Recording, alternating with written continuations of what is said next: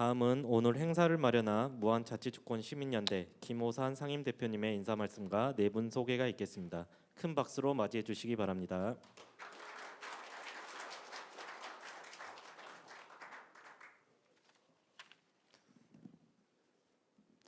안녕하십니까, 김호산입니다.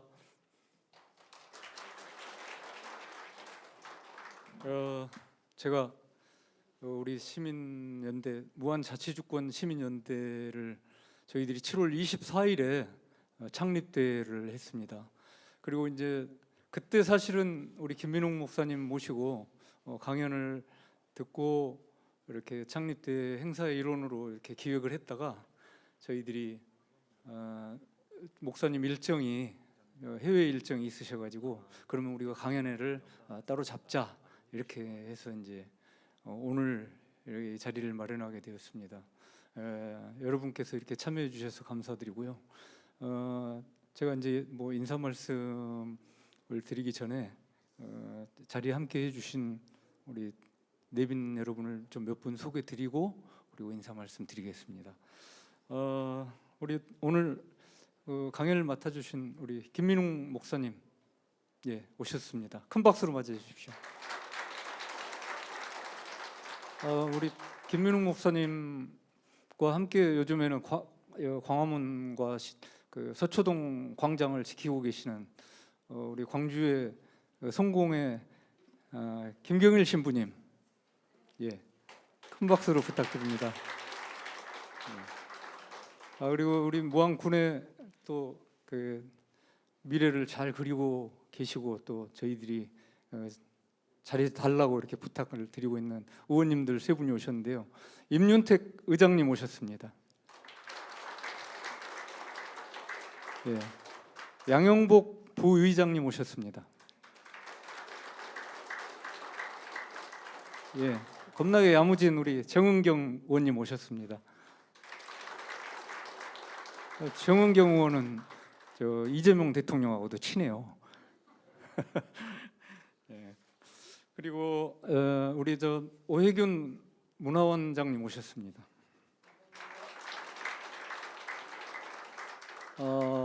우리 전남 도의 여성정책국장을 역임하신 김종분 국장님, 저 가운데 계시네요. 오셨습니다. 지금은 뭐 전남 광주 여성 정책을 입안하고 계시고요. 그리고 우리 청계 의료 폐기물 반대 대책위원회 박정수 위원장님 어디 계신가요? 밖에 계신가요? 그 다음에 우리가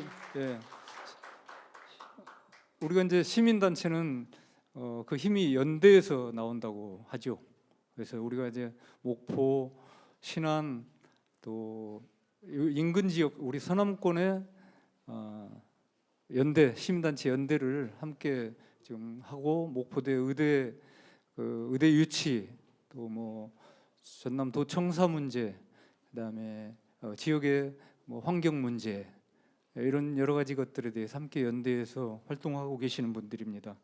목포 시민정책행동에서 김정진 사무총장님, 제가 여러분 부르겠습니다. 함께 일어서시죠. 고용란 고문님, 손영득 공동대표님, 원옥 운영위원인데 목사님이시죠? 또 고민근 운영위원님, 송용국 총무부장님 다 일어서시죠.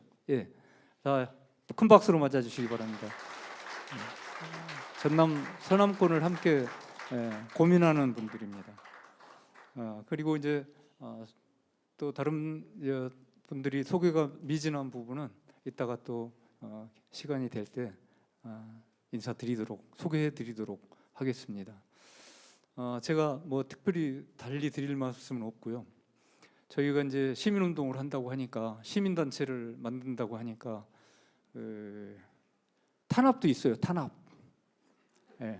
50 시대인 것 같아요. 특히 이제 지역이어서 그런지 모르겠지만 이게 시민단체가 우리가 이제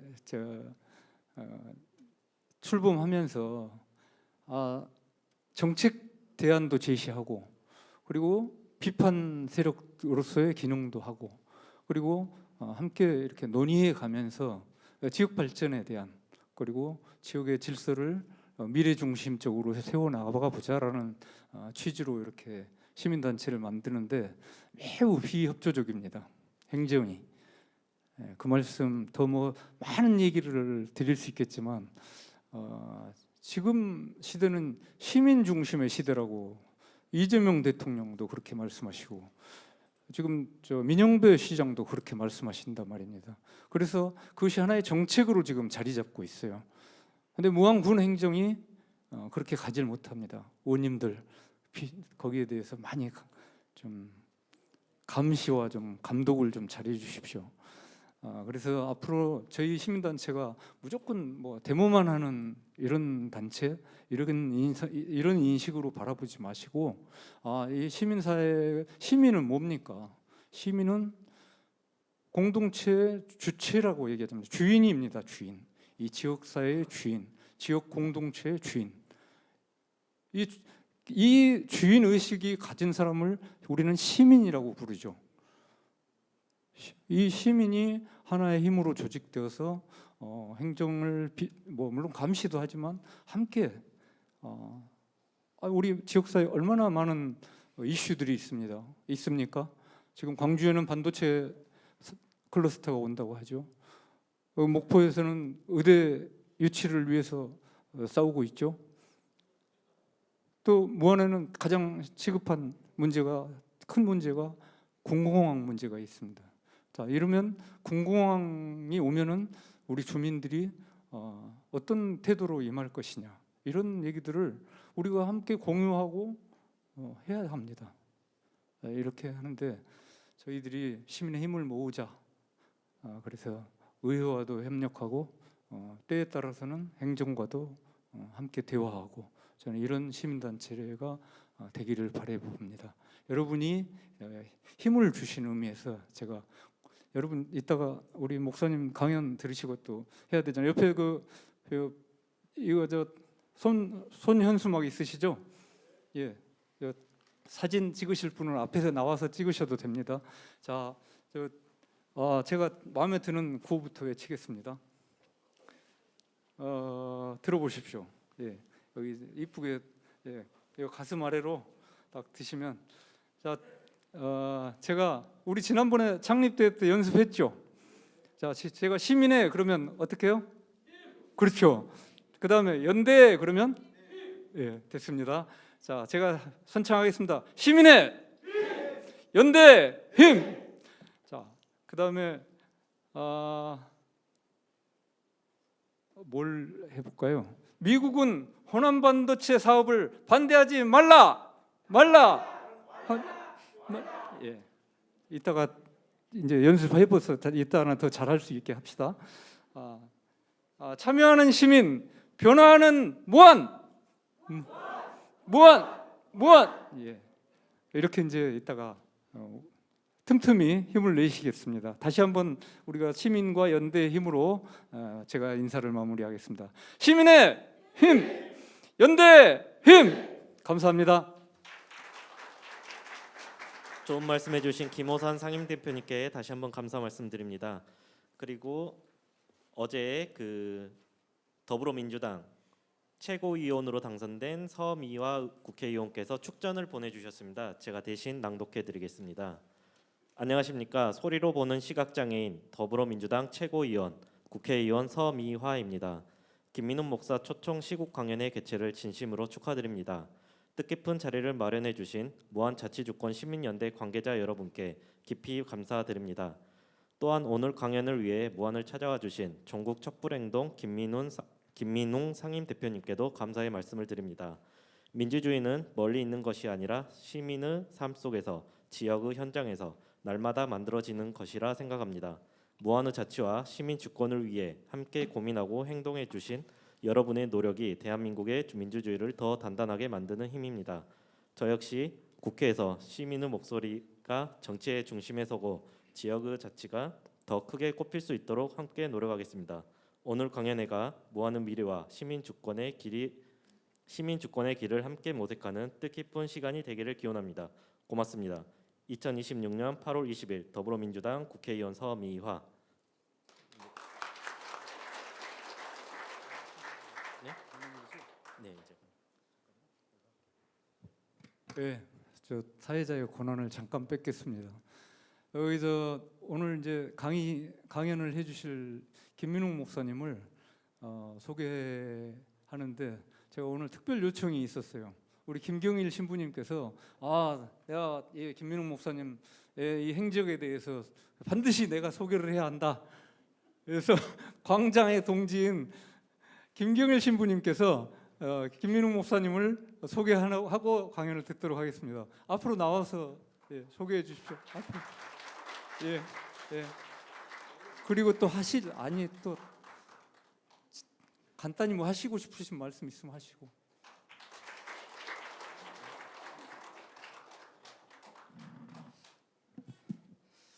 제가 앞으로 나날을 한 번도 못 해봤어요. 키가 작아가지고 연단이 높아가지고 좀 안 보이죠 제가. 우리 김민웅 교수님은 어떻게 보면 참 성공의 대학을 오늘의 성공의 그 진보의 상징으로 만들어준 그런 인물이십니다. 그래서 늘 존경해 왔는데 한 그 윤석열 그 친구가 대통령 되는 그 시점에서 또 그 김민웅 교수님이 이제 저하고 또 그 저보다 훨씬 훌륭하신 교수님들 그리고 또 종교인들에게 부탁을 좀 했어요. 이거 아무래도 이 정권 이거 안 되겠다. 그래서 좀 촛불 집회 이거 하니까 좀 앞으로 나서달라. 그래서 뭐 전 나이도 많고 이래서 딱히 할 일도 없는데 그냥 광주에서 매주 서울에 올라가 가지고 그 촛불 집회에 참석을 했습니다. 그 김민웅 교수님도 이게 무안에 오신다 그래서 저도 이제 이 전라도에 사는 입장으로 그냥 있을 수 없어서 왔습니다. 김민웅 목사님 아까 미리 좀 오늘 강의 내용에 대해서 설명을 들었는데 굉장히 저도 또 그 감명을 받았어요. 그래서 오늘 굉장히 기대를 하셔도 좋을 것 같습니다. 감사합니다. 다시 한번 소개해 주신 우리 목사님께 다시 큰 박수 부탁드리겠습니다. 자, 지금부터 김민웅 목사님 강연회를 시작하겠습니다. 김민웅 목사님을 단상 위로 모시겠습니다. 큰 박수로 환영해 주시기 바랍니다.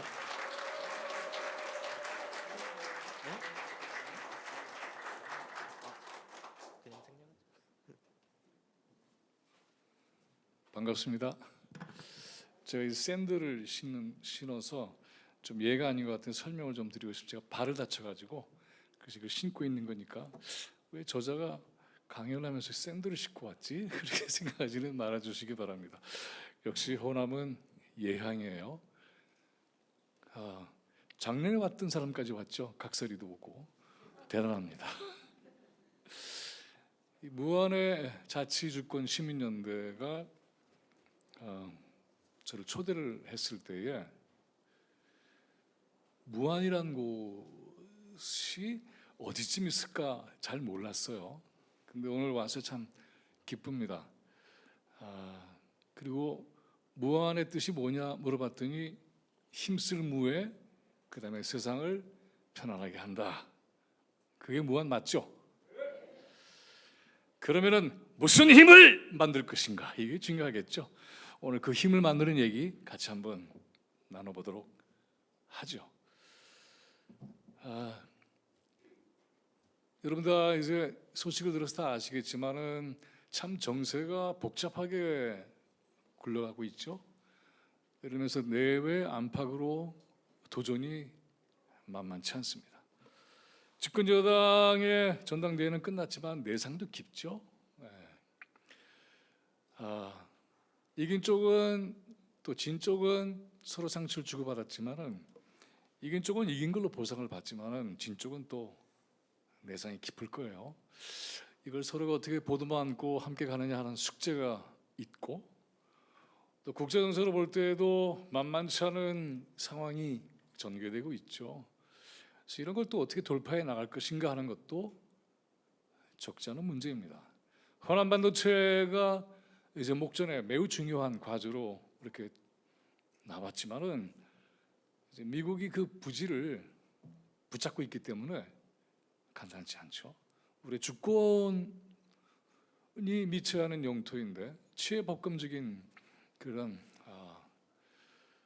지점이 있기 때문에 이걸 어떻게 풀어낼 건가를 확정하지 못하면 부지 자체의 확정도 사실은 불확실해지죠. 죽이 되든 밥이 되든 우리 손으로 해야 되는 게 맞죠. 노동 문제, 환경 문제, 또 세계적인 미국의 AI 제국 이 앞에서 이게 혹시 그리로 빨려 들어가지 않을까 이런 걱정도 하고요. 이런 모든 문제 앞에 사실은 우리 난제들이 있습니다. 근데 이걸 우리가 어떻게 명확하게 이해하면서 힘을 모아 나갈 건가 하는 게 사실은 과제일 겁니다. 오늘 여기 보면은 광장을 밝힌 촛불, 이게 이제 시민의 지역에서 어떤 식으로 힘을 받을 건가? 이 보면 이제 자치주권 이렇게 되어 있잖아요. 근데 주권 자체가 자치죠. 그렇죠. 네. 그래서 아마 이제 자치라고 하는 것을 강조하기 위해서 그래서 이런 얘기를 하지 않았나 이런 생각을 하게 됩니다. 촛불행동 얘기를 잠깐 좀 하고 여러 가지 얘기를 같이 좀 나눠보고자 합니다. 이 촛불행동은 아까 김경일 신부님이 얘기하셨지만은 2022년 3월에 시작을 했어요. 근데 그때가 언제냐 하면 윤석열이 당선된 바로 직후예요. 근데 많은 시민들이 또 시민 단체들이 뭐야 저거 아직 출범도 안 했는데 이렇게 반응을 보였어요. 근데 여러분 기억을 한번 돌이켜 보면 그 3월에 대선의 결과가 나온 다음에 우리는 굉장히 참담했죠. 그리고 모두가 다 절망과 울분에 찼습니다. 그리고는 도대체 뭘 할 수 있을까라고 할 정도로 낙담해서 어찌할 바를 몰랐던 바로 그때였습니다. 근데 그때 3월 달에 서울의 파이낸스 빌딩 앞에 계단에 200명이 모여서 시작한 것이 바로 이 촛불 행동의 출발이었습니다. 근데 여러분 혹시 아세요? 윤석열이가 12월 3일 날 계엄을 하고 그다음에 그것이 시민의 힘으로 진압된 이후에 헌법재판소에서 최후 진술할 때 했던 얘기 두 가지입니다. 자기가 왜 계엄을 했는가에 대한 이유를 두 가지로 듭니다. 하나는 민주당의 입법 독주, 또 하나가 뭔지 혹시 아세요? 종북 좌파. 그러면서 날짜까지 환기시켰어요. 2022년 3월 26일 그때부터 계엄 직전까지 100몇십 회를 해서 자기를 괴롭혔다 이런 얘기죠. 이제 언론이나 이런 데서는 이제 그거를 강조를 별로 하지 않죠. 정치권의 문제만 얘기를 하죠.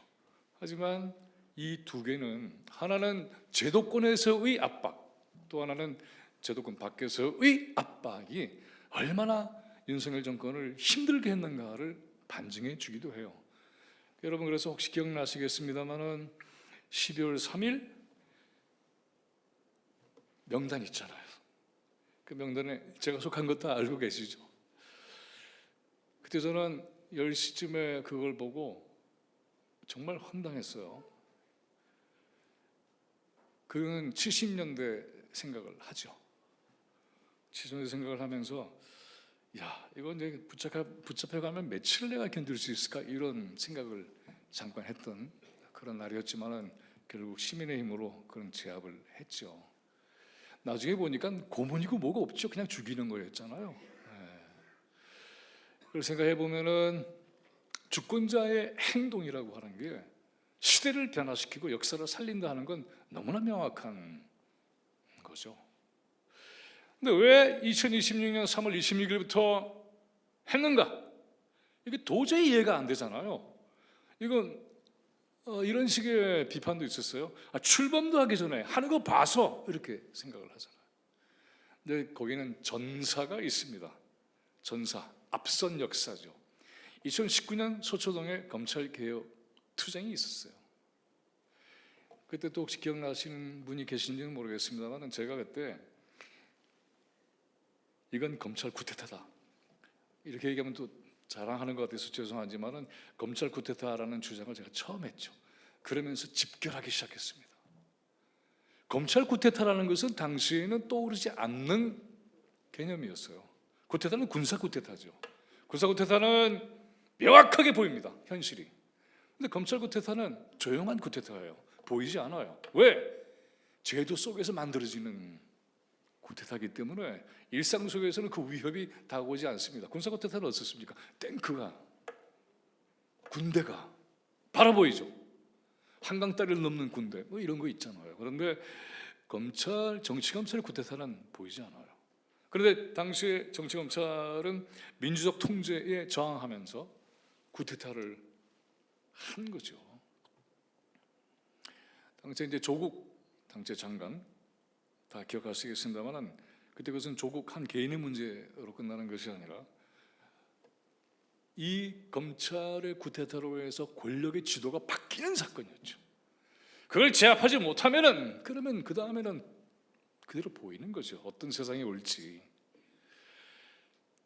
그래서 이런 이 검찰 쿠데타에 대한 것을 막기 위해서 처절하게 투쟁했죠. 그때 제가 검찰 해체를 주장을 했는데 그 당시에 검찰 해체는요, 이건 너무나도 과격한 주장이었어요. 근데 지금 어떻습니까? 아무것도 아니죠. 그렇게 했잖아요. 왜? 검찰은 정부의 한 기관이 아니라 권력체였어요. 선출되지 않는 자들이 권력을 만든다면 이것은 단호하게 진압해야 되는 게 맞는 거죠. 근데 2019년에 그 투쟁은 결과적으로 실패해요. 제1차 촛불혁명이 있고 난 이후에 세워진 촛불정부 안에서 벌어진 검찰 쿠데타는 제압당하지 않았습니다. 그리고는 윤석열 정권의 등장으로 마무리가 돼버려요. 그래서 2022년 3월 26일은 바로 그 마무리 짓지 못한 정치검찰과의 투쟁을 지금부터 시작하지 않으면 안 된다라고 생각했기 때문에 한 거예요. 제2차 촛불혁명이 시작된 거죠. 그때 우리는 이렇게 선언합니다. 오늘 자치주권 얘기를 했습니다만 이제 우리는 주권혁명을 할 것이다. 단순히 참여하고 견제하고 하는 수준이 아니라 직접 정치의 주체가 돼서 혁명할 것이다. 이런 기조를 세웠어요. 또 하나의 교훈은 뭐냐 하면은 제1차 촛불혁명의 실패는 광장이 소멸됐기 때문입니다. 만약에 촛불광장이 그대로 유지가 됐다고 한다면 그것이 무한 힘으로 세상을 제압하고 안전할 수 있는 그런 힘으로 작동했다고 한다면 윤석열이 쿠데타 일으키는 거 쉽지 않죠. 근데 우리는 그때 어떻게 했습니까? 문재인 정부에게 잘할 거야. 이니 하고 싶은 대로 해. 박수치고 다 집으로 갔어요. 그 집으로 간 상황에서 광장의 공간이 공백이 되니까 바로 이 공백의 틈을 타서 정치검찰들이 파고 들어온 거죠. 그래서 만들어진 게 윤 정권 아니에요. 그럼 이걸 어떻게 타도할 거냐 하는 게 매우 중요한 과제죠. 처음부터 시작하지 않으면은 그러면 그 권력은 점점 더 공고해질 것이고 그리고 그것을 제압하기는 점점 어려워질 거예요. 촛불행동은 그 광장을 3년 4년을 지금도 하고 있습니다만 3년 4년을 지킵니다. 또 얘기하겠지만은 시민운동과 시민투쟁은 꾸준한 것이 실체예요. 하다 말면 아무것도 안 됩니다. 이제 새로운 정부가 만들어졌잖아. 이제는 믿고 돌아가면 되겠네. 이렇게 생각을 한 것이 제1차 촛불혁명의 실패의 엄중한 교훈이었어요. 흩어지면 집으로 돌아가면 광장이 비어지면 그러면 바로 이렇게 내란 세력들 그리고 정치검찰 세력들이 반드시 그 공간을 차지해서 세상을 망가뜨린다라고 하는 건 너무나 명백했던 겁니다. 200명 아무것도 아니잖아요. 하지만 그것은 점점 커져서 촛불행동은 지금 전국 조직이 됐어요. 어마어마한 거죠. 그리고 지난 8월 15일 처음으로 지역에서 전국 집중 집회를 했습니다. 처음이에요. 그것도 전남 광주 촛불행동 지부가 요청을 해서, 그래서 호남 반도체 문제를 어떻게 방어할 거냐, 미국이 만약에 계속해서 이 문제를 쥐고 보이지 않게 흔들면 어려워집니다. 전국에서 모여주십시오. 그래서 전국 지부가 토론을 하고 결의를 하고 그래서 모였습니다. 처음이에요. 굉장히 중요한 투쟁이었죠. 이렇게 일단 하면 미국이 방향이 굉장히 어렵죠. 호남 반도체가 안 되는 게 미국 때문이야? 그러면 큰일 나는 거 아니에요. 우리 국민들이 가만히 있겠습니까? 특히 호남, 전남, 광주 가만히 있겠습니까? 어려워질 거예요. 보이지 않게 만들어내는 이러한 전국의 변화 밑에는 바로 주권자의 치열한 투쟁이 있습니다. 근데 이것은 사실은 그 과정은 쉽지 않아요. 이게 언제 되지? 맨 처음에 윤석열에 대해서 경고로 시작했습니다. 그 다음에 특검 요구를 했고 퇴진 요구를 했고 마침내 탄핵으로 들어가죠. 근데 탄핵 과정도 굉장히 오래 걸렸죠. 민주당에서 제하고 같은 경우도 이제 그런 경고를 했는데 우리는 그보다 이제 한 달 전에부터 전쟁 개업한다라고 경고를 계속했죠.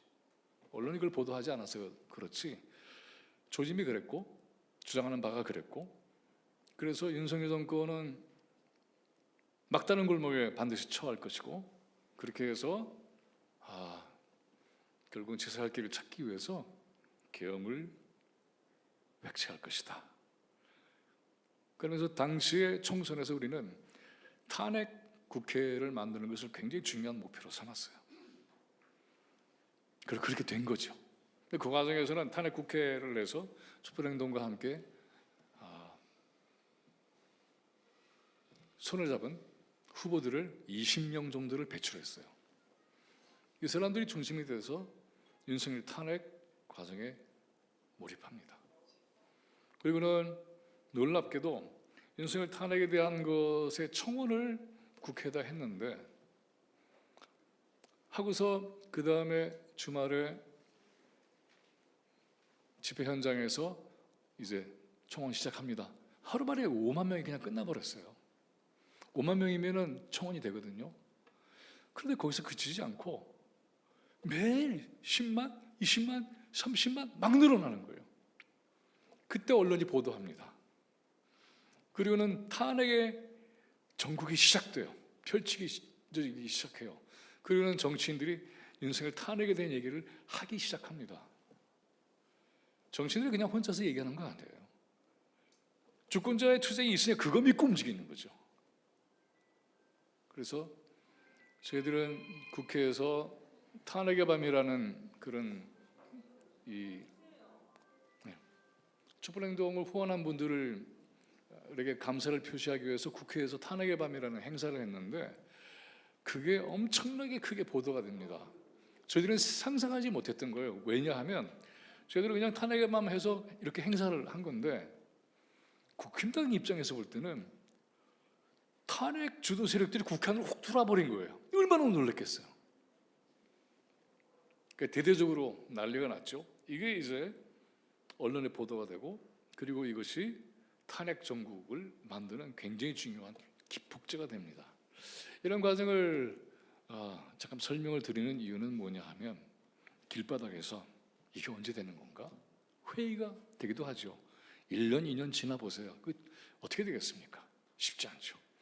그래서 이탈하는 분도 계시는 거죠.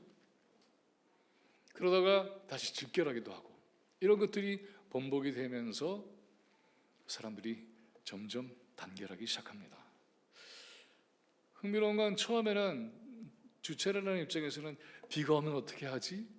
바람이 불면 어떻게 하지? 눈이 오면 어떻게 하지? 너무 더우면 어떻게 하지?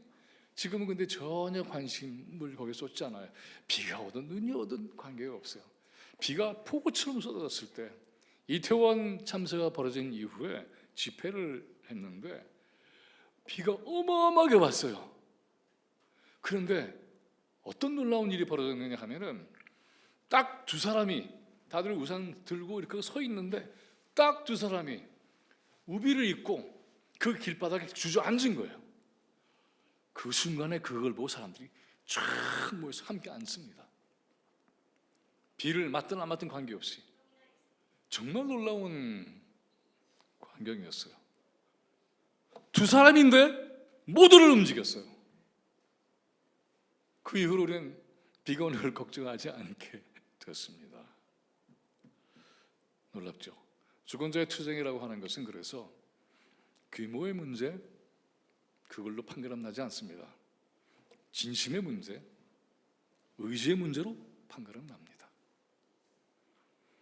처음부터 세상이 알아주는 건 아닙니다. 아까 이제 우리 김호산 대표님 얘기를 들으면서 정당하게 하는 것에는 시민들이 많이 모이는데 시민들이 주최하는 건 참 쉽지 않습니다. 당연하죠. 거긴 권력이 있는데. 근데 권력이 되고자 하는 사람들 속에서 힘이 나오는 건 그래서 정성이 필요하고 투쟁 의지가 필요하고 긴 시간이 필요하고 올바른 정세관이 필요하고 시대의 정신이 또한 필요하고 굉장히 갖춰야 될 게 많이 있습니다. 개헌 얘기를 하잖아요. 근데 저는 개헌에 대한 얘기를 할 때마다 이런 말씀을 드립니다.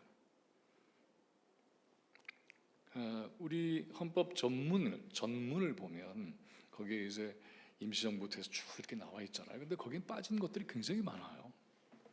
그거 하나만 봐도 우리 역사의 근현대 사회에 겪었던 모든 투쟁과 압박, 이걸 어떻게 밀고 나왔는가 하는 것에 대한 우리 민족의 해방 투쟁, 그걸 통해서 자주와 주권을 확보한 그 치열한 과정을 철저히 써야 돼요.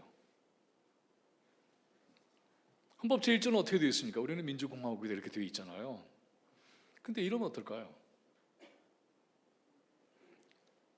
우리는 이 나라의 당당한 주권자, 우리가 최고의 권력이다. 이게 헌법 1조가 되면 어때요? 그 다음에 이걸 받아서 제2조가 민주공화국이다 라고 하는 거죠.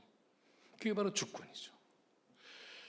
60년대에 지금은 이제 교과서가 많이 바뀌었지만 60년대에 국어 교과서, 제 나이 또래는 아실 거예요. 뭐가 처음에 나오죠?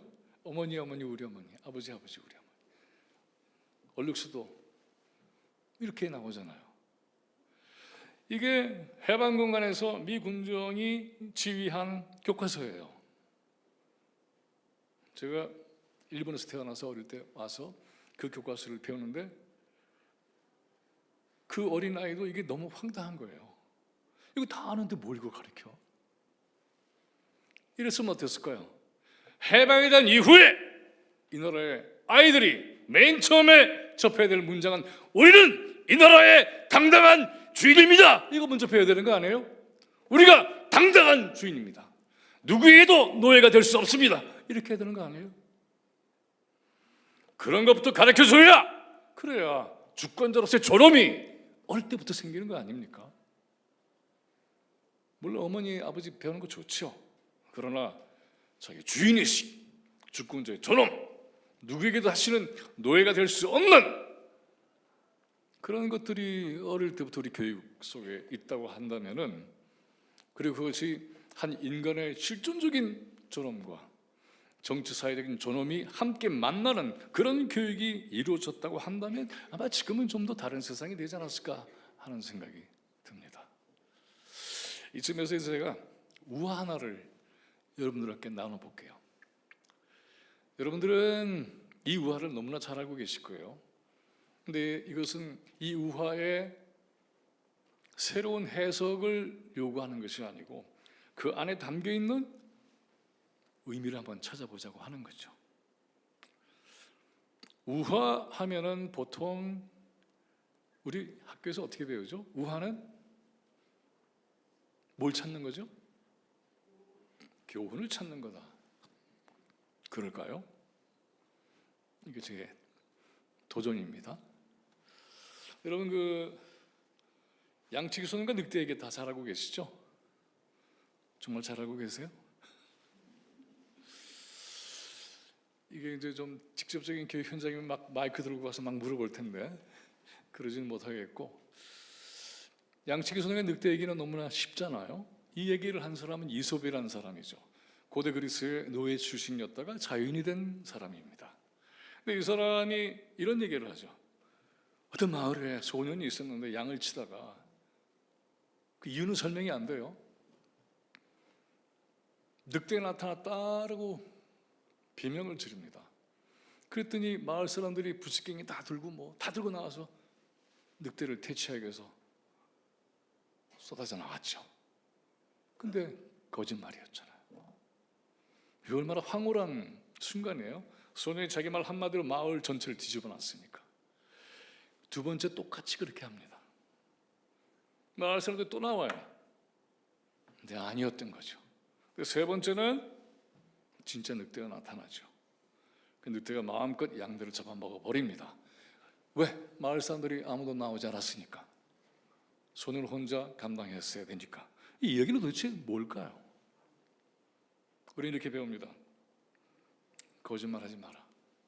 그렇게 배우죠. 근데 여러분이 거짓말하는 경우 있잖아요, 인생사에. 근데 이 얘기가 떠올라서 막 가슴이 뜨끔하고 그래서 하지 말아야지 이렇게 됩니까? 아니잖아요. 거짓말에 제동을 거는 데는 별로 힘을 못 써요, 이 얘기가.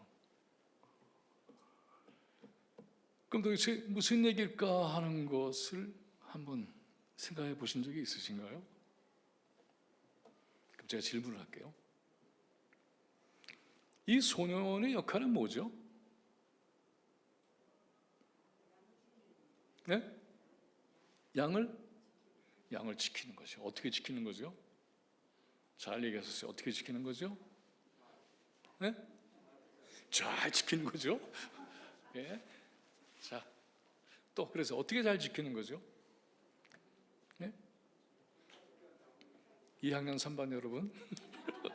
자, 어떻게 잘 지키는 거죠? 어떻게 잘 지키는 거죠? 네? 소리를 지른다. 어떤 때 소리를 지르는 거죠? 정확한 얘기. 네? 그렇지. 그러니까는 늑대가 나타났을 때 이 아이가 늑대하고 싸우게 돼 있는 건 아니네. 맞죠? 얘기에만 우리가 충실해서 생각을 해봅시다. 맞죠? 여러분 가운데 어른인데 늑대와 혼자서 맞서 싸울 수 있다고 생각하시는 분 손 들어보세요. 없죠?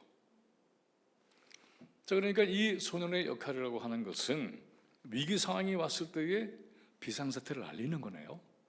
그렇죠? 맞습니까? 그러면 이 소년의 역할은 뭐라고 할 수 있죠? 경보장치죠. 그렇죠? 그러면 사람들이 두 번째 왔을 때는 뭘 알게 된 걸까요? 뭐를 알게 된 거죠?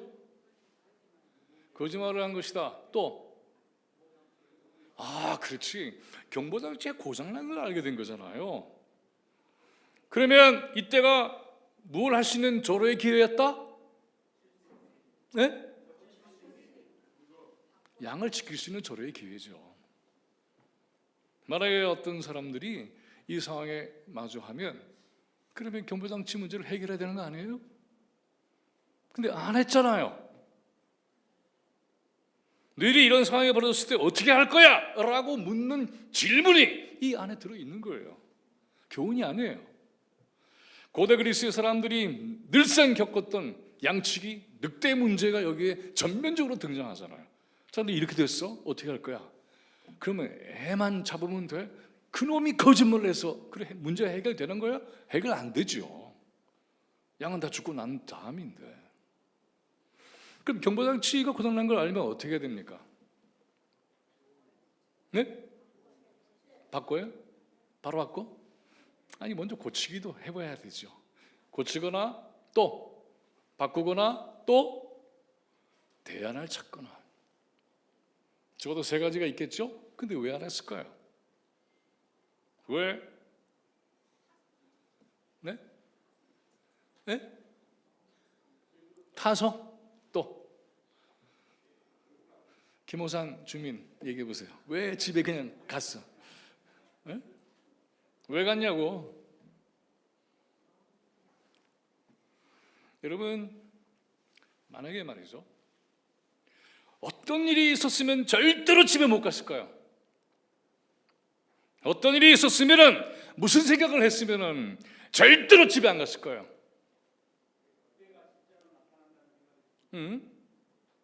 그러면 그게 말이 짧아요. 그래서 어떻다는 얘기예요. 자 보십시다. 세 번째 이야기는 어떻게 끝나느냐 하면, 늑대가 나타나서 양을 마음껏 잡아먹어요. 늑대는 누구부터 잡아먹을까요? 그렇지. 왜 어린 양을 잡아먹을까요? 두 가지죠. 살이 연하지 방어력이 없지. 어디서부터 잡아먹는지는 아시죠? 내장부터 잡아먹잖아요. 그러면 그 현장은 어떤 거예요? 피비린내나는 거죠. 살육의 현장이죠. 그거를 떠올렸다면은 집에 갈 수 있을까요? 없을까요? 못 가요. 그 양 중에 내가 너무나 예뻐한 양이 있었다고 한다면 가서 보니까는 바로 어저께 귀에다 달아준 리본이 있는데 그게 떨어져 있네. 턱이 부서져 있네. 내장은 다 뜯겨서 형체를 알아볼 수 없네. 그게 현실이잖아요. 이건 우화로 짧게 얘기했지만 그러나 그 현실은 참담하기 짝이 없어요. 그 생각을 떠올리면 절대로 집에 못 갑니다. 근데 이제 이렇게 대답하는 경우도 있어요. 자기 양이 아니니까. 아니에요. 여러분, 이 이야기는 그 양이 누구의 소유인가 하는 게 있습니까? 없습니까? 없죠. 이 이야기는 뭐가 딱 되어 있죠? 양이 위험하면 마을 사람들이 튀어나온다. 그게 약속이에요. 맞죠? 그러면 소년의 거짓말 전에 마을 사람들은 도대체 뭘 한 거예요? 마을 공동체의 책임 문제는 어디로 간 겁니까? 소년만 2000년 동안 잡았어. 말이 돼요? 그럼 마을 사람들 책임은 없어진 거 아니에요? 민주주의가 무너지면은 그럼 어떻게 되는 겁니까? 마을 사람들이 책임지고 해야죠. 고대 그리스 공동체의 민주주의가 위협받았을 때 저놈 때문이야. 그럼 끝나요? 그럼 니들은 뭘 하고 있었는데? 이 질문이 만약에 이 이야기 안에 담겨 있다고 한다면은 우리는 자신을 돌아보게 될 겁니다. 앞으로 이야기는 여러분들은 거짓말하는 소년의 얘기로 듣지 않게 될 거예요. 오늘부로. 그렇지 않습니까? 마을 공동체 책임은 어떻게 되는 거지? 그 다음에 또 하나, 결코 쉽지 않습니다. 고치고 바꾸고 대안을, 이걸 만약에 제가 유신 때 얘기를 한다면 어떻게 될까요? 바로 잡혀 들어가요. 유신헌법 당시에는 헌법의 개헌의 개자만 꺼내도 붙잡혀 갔어요. 다 기억나시죠? 뭘 바꿔? 고쳐? 대안? 너 빨갱이야? 바로 이렇게 나오는 거죠. 고치고 바꾸고 대안을 찾는다는 일 자체가 바로 우리가 해야 되는 일이죠. 저거죠. 시민의 힘으로 주권을 이뤄내자라고 하는 거죠. 우리가 주인이 돼서 그 약속을 지키는 거죠. 그 약속을 제대로 못 지켜서 300명의 아이들이 우리가 다 뻔히 보는 앞에서 물속에 빠져 죽었어요. 다 기억나시잖아요. 누군가가 희생을 당하고 있다고 한다면, 누군가가 절규하는 목소리를 듣지 못한다고 한다면은, 그러면 그 정치 공동체는 무너지는 거예요. 그러지 말자고 얘기하는 거죠. 그래서 무한 자치주권 시민연대가 만들어진 겁니다. 우리 박수 부탁드리겠습니다. 김호산 대표님 맞죠? 그렇게 하자고 한 거죠? 맞아요. 그러니까는 맨날 모여서 이놈 때문이야 저놈 때문이야 얘기할 시간에 우리가 어떻게 뭘 고치지? 뭘 바꾸지? 대안은 뭐지? 이거를 만들어내는 그 힘을 만들어내야 세상이 편안해집니다. 근데 그 대신에 다른 얘기를 하기 시작하면 끝도 없어요. 우리 경험하고 있는 거잖아요, 지금. 끝도 없을 겁니다. 근데 그거는 하나도 도움이 안 돼요. 분풀이 하는 데는 도움이 될지 몰라요. 그러나 정작 미래를 설계하는 데에는 보탬이 안 될 겁니다. 동지가 될 사람들도 적대하게 될 거예요. 분열하지 않아도 될 사람도 분열하게 될 거예요. 즉 우리가 어떤 주제를 가지고 싸움을 벌일 거냐 하는 것이 너무나 중요한 겁니다. 1894년에 동학 농민혁명이 일어납니다. 근데 결말은 청일전쟁으로 끝나요. 기가 막힐 일이죠. 그리고는 이후에 럴전쟁이 일어나고 그 다음에 나라가 망합니다. 동학농민전쟁을 진압한다고 조정이 외국 군대를 불러와요.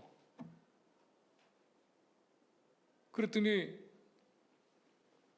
이모군란 갑신정변을 거치면서 청과 일본이 니네 병력이 오면 우리도 갈 거야 이렇게 약속을 맺어버려요. 기가 막히죠.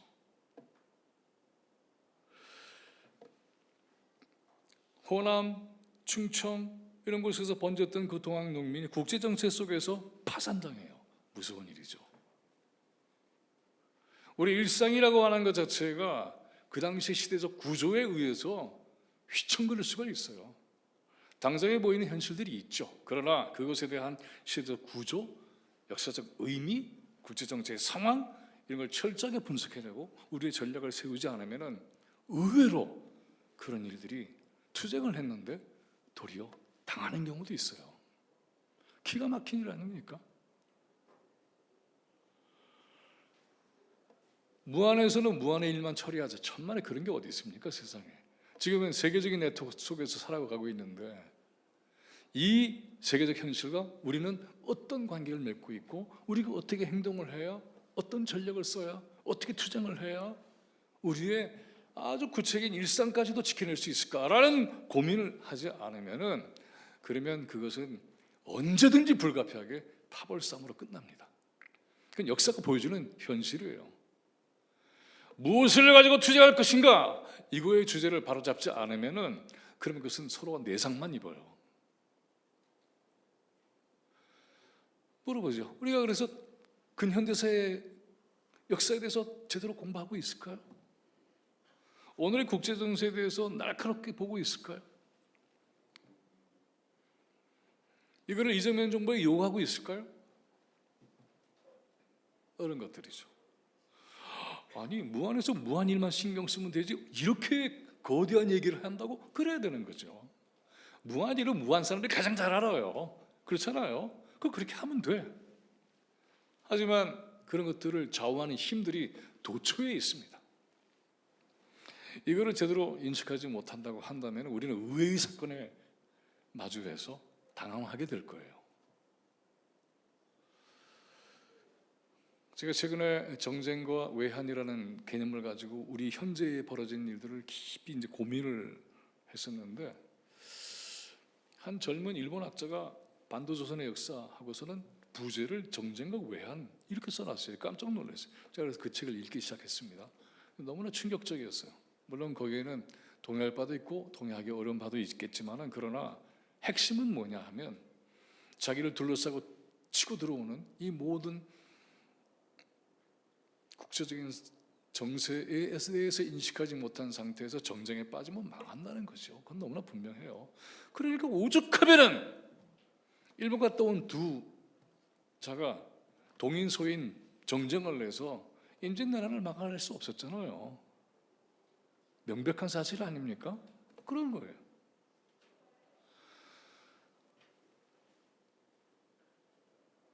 한미 군사연합훈련 트럼프가 딱 한마디에서 축소해버리잖아요. 그리고는 북과의 관계를 새롭게 만들겠다고 하잖아요. 이게 이제 그냥 이른바 뻥카가 될지 어떻게 될지는 모르겠지만은 그러나 뭔가의 움직임이 있는 거죠. 북은 일종의 게임 체인저의 위치를 지금 장악한 거예요. 과거에 하노이 때하고는 달라요. 그때는 목표가 비핵화였지만 지금 아니잖아요. 우리 너무 다 잘 알고 있잖아요. 이런 상황에서 우리는 어떻게 될 건가 하는 건 너무나 중대한 문제 아니에요? 전 세계 들어볼 때 미국의 패권은 지금 무너져가고 있고 그 무너져간 그 사이에 매우 새롭게 열리는 자주의 공간이 있어요. 우리 주권의 문제가 매우 정확하게 작동돼야 되는 그런 역사적 환경의 변화가 있습니다. 이걸 놓치면 어떻게 되느냐? 또 휘둘리는 거죠. 저는 100년 동안에 그랬던 것처럼 앞으로도 그렇게 살자라는 사람은 없을 거 아니겠습니까? 이건 뭐 너무나 큰 얘기야. 천만의 말씀. 여러분 이런 거 생각해 보셨어요? 우리 독립투쟁을 했던 선조들을 보면은, 선열들을 보면, 예를 들어 상해 임시정부에서 고투를 냈던 분들의 생각을 한번 살펴봅시다.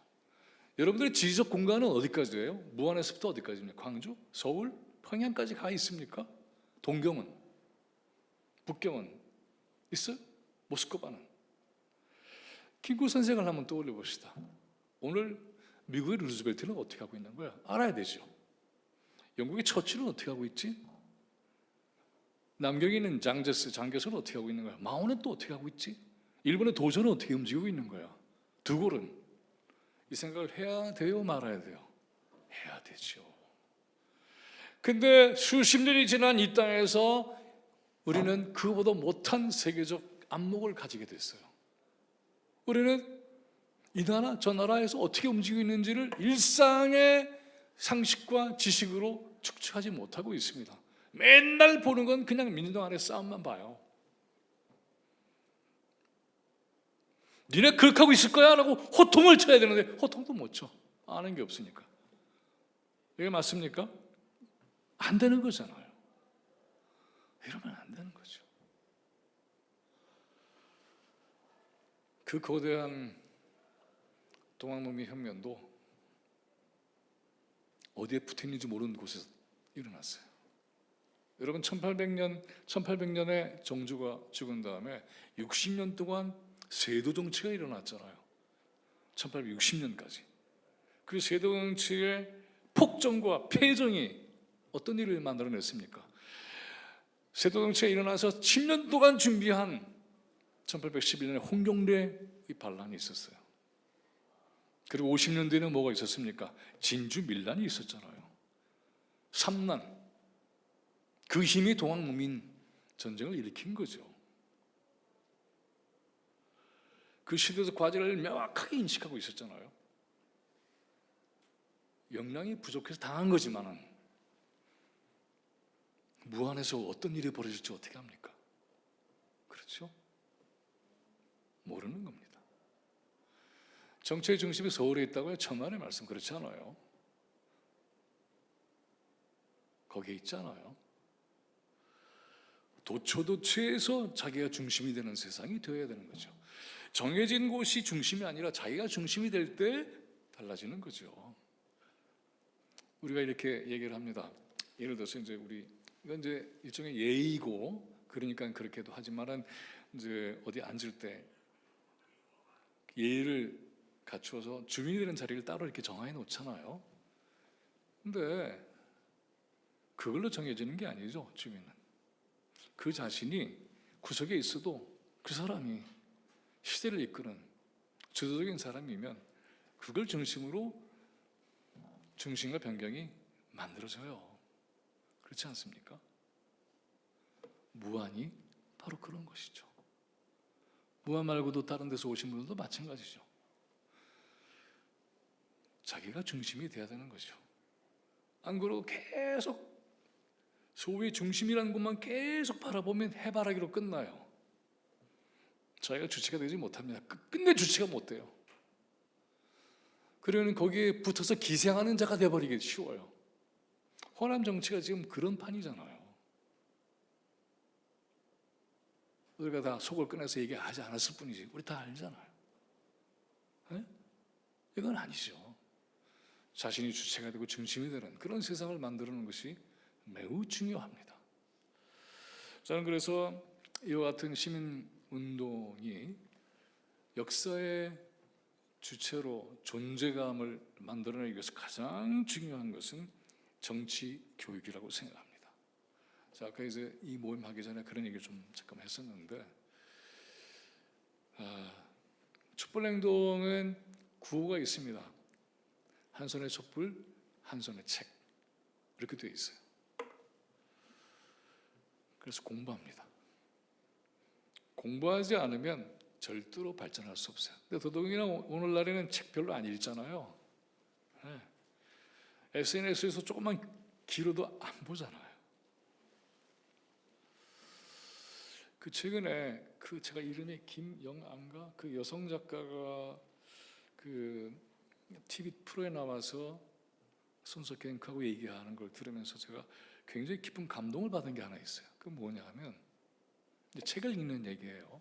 책을 읽는데 저는 이제 다독하는 사람이니까 책도 빨리 읽고 많이 읽어야 돼요. 그런데 이런 얘기를 하더라고요.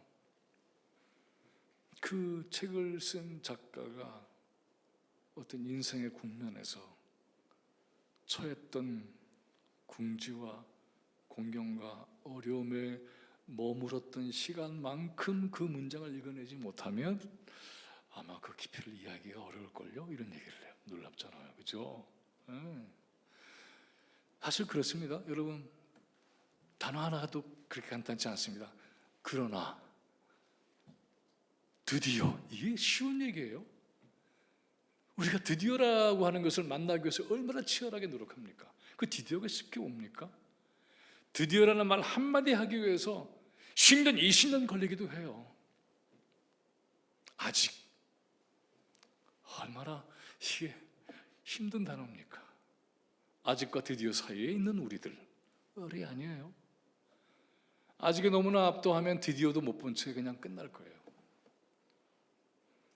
아직과 드디어 사이에 시간의 머문, 우리 인생이 그 안에 머물어서 그 의미를 깊이 생각할 수 있는 힘, 이게 없으면은 어떤 투쟁도 성공하지 못하고 어떤 투쟁도 외면으로 볼 때 성공한 것 같지만 실패하는 게 있어요.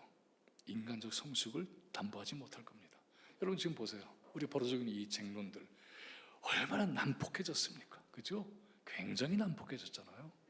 누구라고 할 것도 없어요. 이러한 난폭한 세상에서 뭘 이룰 수 있을까요? 이루기 어려울 겁니다. 깊이 듣고 포용하고 나를 돌아보고 상대의 처지도 이해하고 이러면서 살아가는 그런 세상을 만드는 것은 너무나 깊은 인내가 요구돼요. 근데 요새는 너무나 빨리빨리만 강조가 돼서 그래서 그 깊이를 잃어가는 세상입니다. 그래서 시대가 얄팍해지는 거죠. 시대가 가벼워지는 거죠. 깊은 소통의 힘을 잃어가고 있는 거죠. 그리고는 자기들도 그러면서 요새 애들이 말이야. 자기는 어떤데? 그렇죠? 이러한 인간적 성숙의 힘을 끝끝내 붙잡지 못한다고 한다면 그렇게 해서 만들어낸 혁명은 우리를 더 괴롭힐 거예요. 그건 권력은 만들었는데 인간을 못 만든 거죠. 그럼 그런 세상이 과연 좋을까요?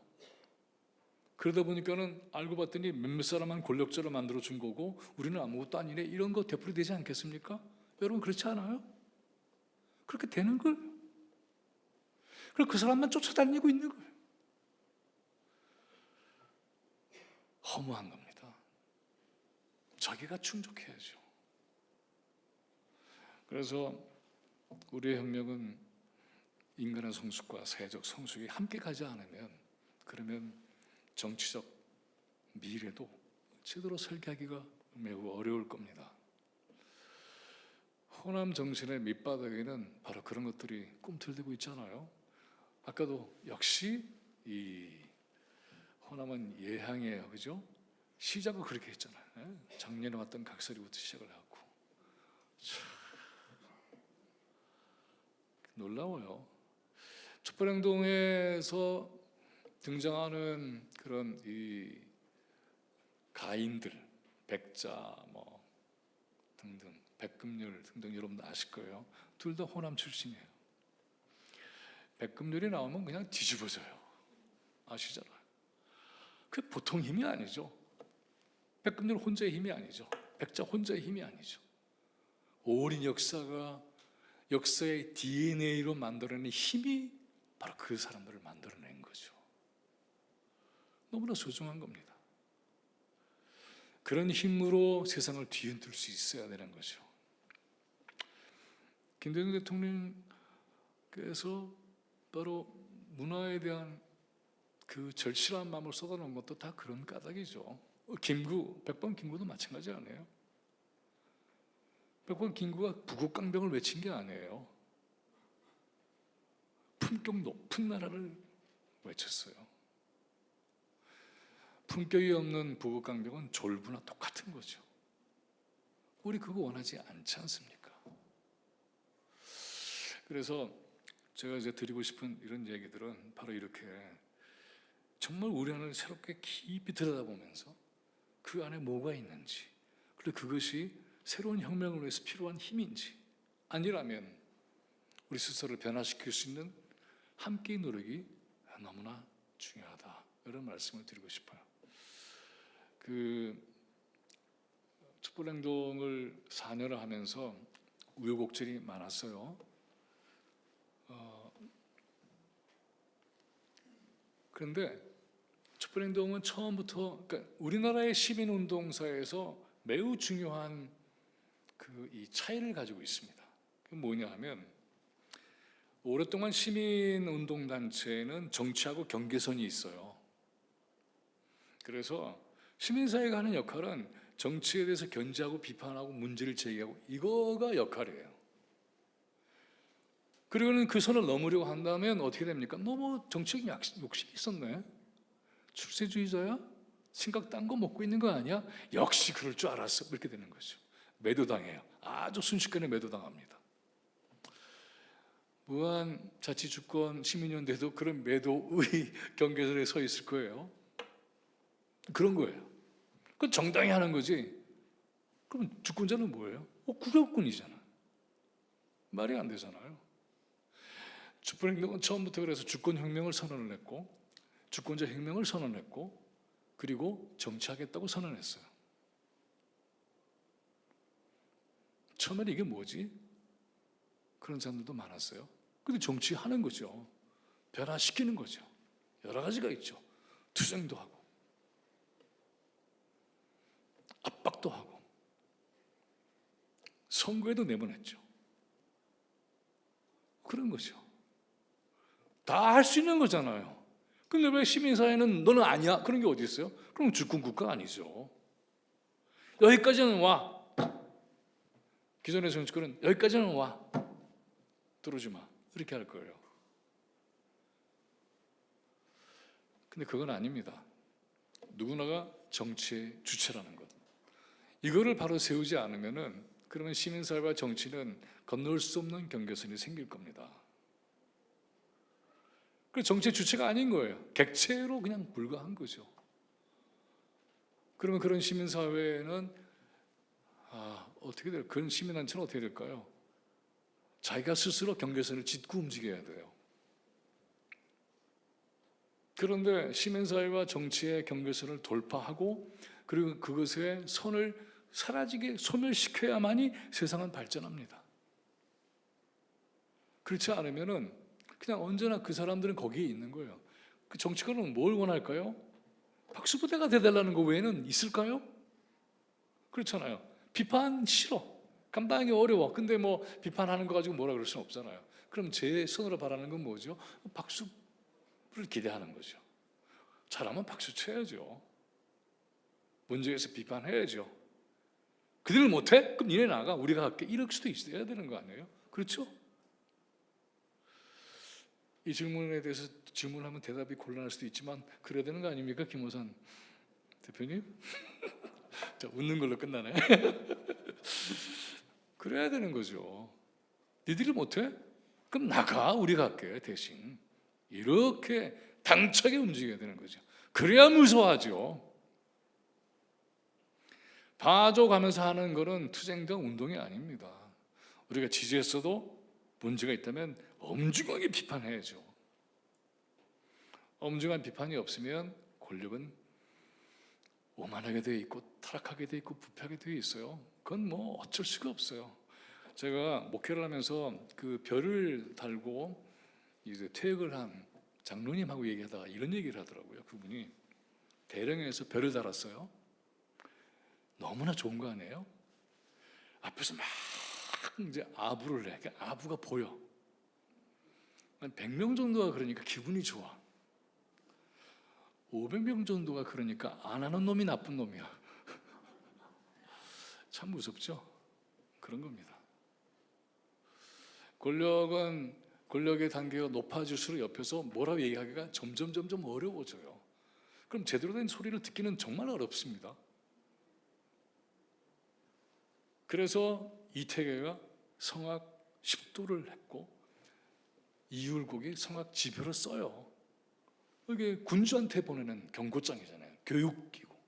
왜냐하면 끊임없이 자기를 돌아보는 힘을 갖지 못하면 언제든 오만해지고 유혹을 받게 돼 있고 정신이 부패하게 되어 있어요.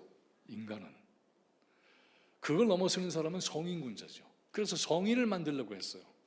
이 주작의 태도. 그런 걸 생각해 볼 때에 우리가 얼마나 이런 문제에 대해서 예민하고 정신줄을 놓치지 말아야 되는가 하는 걸 생각해 볼 필요가 있습니다. 제가 이제 우화 하나로 얘기를 하면서 여러분의 질문도 받고 얘기를 좀 나눠보고 싶어요. 여러분, 우리나라에 전설 민담 가운데에 사람들한테 가장 많이 알려진 것이 여러 가지가 있어요. 뭐 흥문을부도 있고. 근데 또 하나 오랫동안 사람들이 너무나 잘 알고 있는 옛날 얘기가 있습니다. 한번 얘기해 보세요. 어떤 게 있죠? 네? 누구나 너무 쉽게 얘기하고 알고 있는 거 있잖아요. 햇님과 달님 얘기는 아시죠? 네. 이 얘기는 뭐죠? 스토리는 뭐 대충 알고 계시죠? 엄마가 장을 보고 늦게, 장에서 물건 팔다가 늦게 오다가 호랑이가 덜컥 나타나서 떡 하나 주면 안 잡아먹지? 고개 넘어갈 때마다 그러고 나중에는 엄마를 잡아먹어버리죠. 그리고는 엄마로 분장을 해서 아이들한테 찾아갑니다. 엄마 왔다. 잠시 검문 있겠습니다 그러잖아요. 손을 내 보이라고. 발톱을 보죠. 그런 동생을 데리고 나무 위로 올라가고, 그런 줄 잡고, 그래서 하나는 햇님이 되고 하나는 달님이 되고, 호랑이는 줄 잡고 있다가 썩은 동을 잡아서, 그래서 어디에 떨어지죠? 수수밭에 떨어지죠. 그래서 피가 범벅이 돼서 붉은 수수밭이 되죠. 이 얘기는 무슨 얘기죠? 해와 달의 기원, 붉은 수수밭의 기원, 말하는 호랑이의 끝? 뭐죠? 이 얘기는? 다 알고 계시죠? 이 얘기. 근데 이렇게 물어보면 아는 게 없네. 자, 이 얘기는 어떤 얘기였을까요? 왜 이야기가 그렇게 오랫동안 사람들 속에서 전해졌을까요? 이걸 가지고 길게 얘기는 어려우니까 몇 가지 점만 생각을 해보죠. 그 참 설정이 참 묘하죠. 왜 홀엄마가 아이를 데리고 그 깊은 산골에 살았을까? 아빠도 없이? 그렇죠? 네.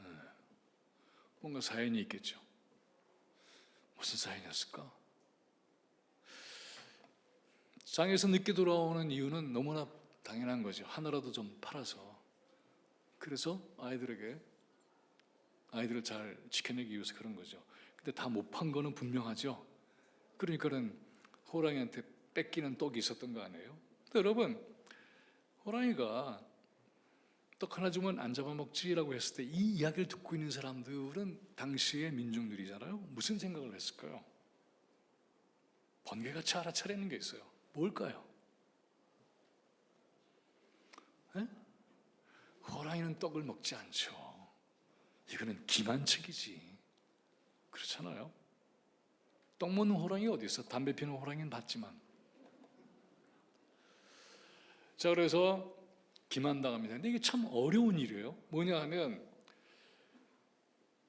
떡 하나 주면 안 잡아먹지. 그러니까 안도해야 돼요? 뭐 어떻게 해야 돼? 그렇죠. 네. 이러면서 하나씩 벗겨먹는 거죠. 강자들이. 마지막에 어떻게 합니까? 죽이잖아요. 잡아먹잖아요. 그걸로 끝나지 않죠. 어떤 일이 벌어집니까? 엄마의 옷을 입고 아이들을 찾아가요. 그럼 어떻게 합니까? 무서운 일이 벌어져요. 가해자가 보호자로 위장하잖아요. 이번에 검찰개혁에서 우리 봤잖아요. 네. 검찰권 이렇게 해서 박탈하면 국민을 어떻게 보호해? 자기네들 언제 국민을 보호한 적이 있어? 말도 안 되는 거죠? 그런 거 없습니다. 보호자로 가장을 해. 이때 알아봐야 되는 거죠. 이 얘기는 이런 얘기 아닙니까? 지금도 하잖아요. 엄마가 아이들한테 낯선 사람이 있으면 문 함부로 열어주지 마라. 뭐 같은 거죠. 이게 얼마나 처절한 얘기입니까? 얘들아, 지금은 아빠도 없잖니? 근데 엄마가 없을 수도 있게 돼. 그럼 얘들은 어떻게 살아야 돼? 그렇게 얘기하는 거잖아요. 네? 그래서 엄마가 아닌 자가 와서 엄마인 척 할 수도 있어. 그럼 어떻게 해야 돼? 잘 살펴야 돼. 뭘 살펴야 되지? 발톱을 봐야 돼. 숨겨진. 그리고 도망갈 때 너 동생 절대로 잊지 마라. 그 도망갈 때는 궁지에 몰리는 곳으로 도망가면 안 돼. 잘 도망가야 돼. 안 그러면 죽어. 이렇게 되어 있잖아요. 그래서 얘기는 그게 전개됩니다. 그리고 줄 잡는 얘기가 나오죠. 근데 이 얘기는 우리가 학교 다닐 때에 주제가 뭐야? 그럼 탕간우리의 행패 이렇게 배워요. 그렇죠? 맞는 거죠. 근데 놀랍게도 이 줄 잡는 얘기는 참 재밌어요. 탕간우리들은 줄 잡는데 도사들이에요. 그래서 그렇게 올라가는 거 아니에요? 그 줄 잡고 있다가 윤석열 줄 잡고 있다가 다 썩어서 다 떨어졌어 지금. 그렇죠? 줄 잘 잡아야 돼. 줄 잡는 데는 그자들이 도사들이에요. 근데 이야기의 결말이 참 놀라워요. 이 호랑이가 썩은 동아줄 잡고 있다가 떨어지죠. 어디에 떨어집니까? 수수밭에 떨어져요. 여기 농사도 짓고 그러시니까 수수밭이 어떤 건지 다 아시잖아요. 그렇죠? 이 설정이 뭘 뜻할까요? 여러분 수수 때 뭐 아무것도 아니잖아요. 그렇죠? 네. 근데 그걸 설정하지 않고 그냥 떨어져서 땅바닥에 떨어져서 골이 깨져서 피범벅이 죽었다 이렇게 할 수도 있잖아요. 근데 왜 하필이면 수수밭이야? 뭘까요? 이게 이야기의 비밀이죠. 이 이야기를 호랑이가 대나무 밭에 떨어져서 죽었다 그러면 큰일 나요. 금서야, 죽창이잖아. 그렇죠? 근데 수수밭이에요. 수수 참 미약하죠. 함께 있으면 호랑이를 퇴치해요. 그래서 붉은 피가 쏟아져. 오늘 밤 말이지. 수수밭에서 모이자. 거사잖아요. 그렇죠? 네. 밀란의 과정에서 퍼진 스토리예요. 미약한 존재들인 것 같지만 이들이 하나가 되면 호랑이라는 그 거대한 집채만한 기득권의 세력들, 기득권 체제를 없는 거죠. 그들만의 비밀의 약속이 있는 거죠. 지난 4년 동안에 길바닥에 나와 앉았던 매주 한 주도 그러지 않고 모였던 바로 그 시민들은 자신의 주권자로서의 권리를 끝까지 지켜냈고 지금도 지켜내고 있고 그래서 투쟁을 합니다. 윤석열 탄핵 가능했다고 생각했을까요? 언젠가 된다는 거죠. 했잖아요. 검찰개혁 했잖아요. 지금 1년 동안 조희대 탄핵을 외치고 거리에서 모여. 지금 어떻게 되고 있죠? 아까 보니까 탄핵 이거 있더라고요. 지금 민주당이 어떻게 하고 있습니까? 네? 물러나라. 전국 방방곡곡에 붙이자. 잘하는 거죠. 그래서 물러나라 얘기는 끝난 얘기잖아요. 탄핵시켜야죠. 바로 이렇게 아무것도 아닌 존재들인 것 같지만은 변방에 있는 존재들인 것 같지만 그들의 의식에 인간의 성숙함, 사회적인 정책인 성숙함, 시대를 읽는 힘, 역사를 깨닫는 힘 이런 것들이 모여서 거대한 주제 앞에 우리 현실을 딱 놓는 순간에 그 운동과 그 힘은 매우 막강해져요. 동네 일도 중요하죠. 그러나 동네 축구만 해갖고 언제 월드컵에 나갑니까? 우리 일상은 오늘날 철저하게 세계 정세와 연결되어 있어요. 시대적 구조의 한계 속에 같이 있어요. 그랬을 때 어떻게 뚫고 나갈 것인가 하는 게 매우 중요하죠. 얘기 하나만 하고 제가 마무리 짓고 여러분 얘기를 좀 들어보겠습니다. 그 이중섭이라는 화가 여러분 다 아시죠? 우리나라 사람들이 참 좋아하는 화가 아니에요. 근데 이중섭은 소 그림을 그리기도 했지만 동시에 은지화라는 그림으로 유명하죠. 은지화는 은지라는 여자를 그린 게 아닙니다. 은박지 그림이에요. 네, 다 아시죠? 근데 그 은박지는 담배 은박지예요. 담배 가게에 있는. 제가 20대 때 그때 고은 선생이 이중섭 평전을 쓰고 그리고는 이 은지화를 보면서 정말 놀랐어요. 야, 어떻게 담배각 은박지에다가 철필돼서 그릴 생각을 했을까? 제가 그림도 좀 그리거든요. 그러면 굉장히 좋아요. 근데 은박지에 철필되면 찢어져요. 그렇죠? 쉽지 않아요. 이걸 어떻게 했을까? 참 놀랍다라고 하는, 말하자면은 기법에 대한 경탄이었어요. 그때는. 근데 제가 40대가 됐어요. 그리고 미국에서 공부를 하면서 뉴욕의 모마라고 하는 모던 아트 뮤지엄이라고 하는 그 박물관, 그 미술관에 이 그림이 딱 걸렸어요. 그걸 제가 40대 때 봤어요. 근데 그때는 너무 다른 거예요. 20대와 40대 차이는 이런 게 있죠. 저도 인생에 이런저런 것을 우여곡절 겪는 거죠. 뼈가 저리기도 했고 살이 아리기도 했고, 아리랑 쓰리랑이죠. 아리고 쓰린 게 아리랑 쓰리는 아니에요. 그 랑자가 붙으면 그래서 그걸 흥으로 만드는 거 아닙니까? 한을. 근데 아리고 쓰린 세월을 지나면서 그 그림 앞에 딱 섰는데 이 그림이 전혀 다르게 보이는 거예요. 이유가 있어요. 이 그림을 그렸을 때 이중섭은 한국 전쟁 당시에 부인이 일본 사람이에요. 부인과 아이들을 일본으로 보냅니다. 그리고 부산과 제주도 바닥에서 벼락에 걸려서 콜록콜록거려요. 너 그렇게 살지 말고, 그 당시에 군사 신문이 있는데 거기서 이 그림을 그려. 나는 안 그려. 이렇게 된 거예요. 그 병고에 지쳤지, 돈은 없지, 몰락한 화가처럼 보였던 거죠. 거짓골이죠. 근데 그가 담배각을 다방에 이런 데 쓰러뜨려 뒤져가지고 그걸 펴서 그립니다. 근데 옛날에는 어른들이 담배를 피면, 지금은 안 그러는데 담배각을 그냥 버리지 않아요. 있는 힘을 다해서 이렇게 해서 버려요. 이게 다 기억나시죠? 무슨 스트레스가 많았는지 그랬던 것 같아요. 그래서 그 버려진 담배각을 펴면 주름이 잡혀 있어요. 여러분 그 이중섭의 그림을 보면은 보세요.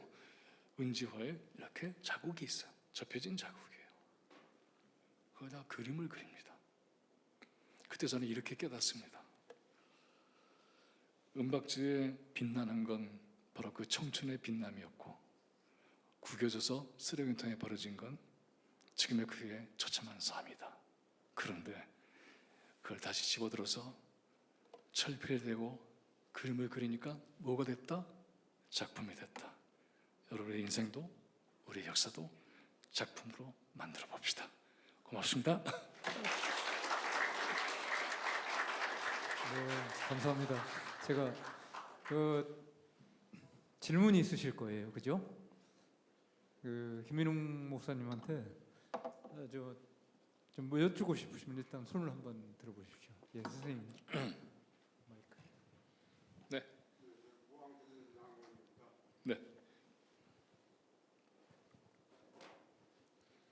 그 오늘 목사님 우화 두 개를 심도 깊은 새로운 시각에 해석해 주셔서 상당히 공감이 갔습니다.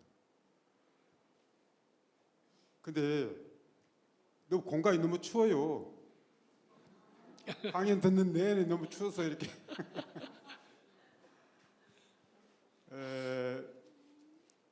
목사님의 촛불 항쟁이 네. 촛불 행동이 윤석열의 내란을 일으키는 원인이었다라는 것은 저는 오늘 처음 들었습니다.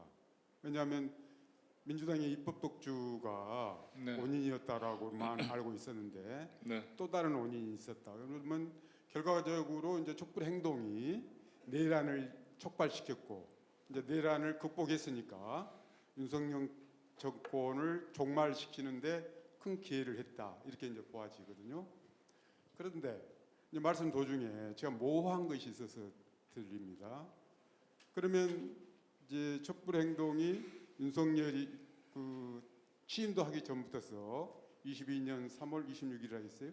그때부터 이제 시작을 했는데 그러면 내란이 일어날 것이라는 예측을 환경이랄지 정세를 판단하고 하신 겁니까? 아니면 혹시 첩보가 있었는가?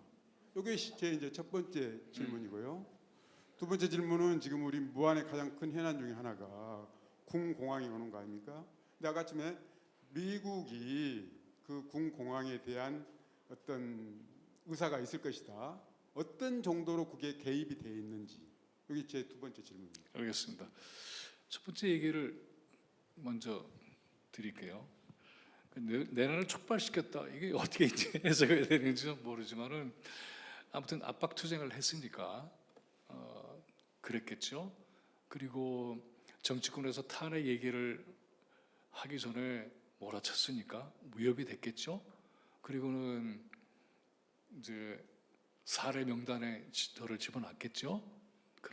근데 첫째는 정보의 차원이 아니고 그해 3.1절부터 시작해서 계속 종북 좌파 이런 얘기를 계속했죠. 나중에 보면은 저를 간첩으로도 몰았잖아요. 그 헌재에서 최후 진술할 때 그 계몽 당했다고 하는 변호사 하나가.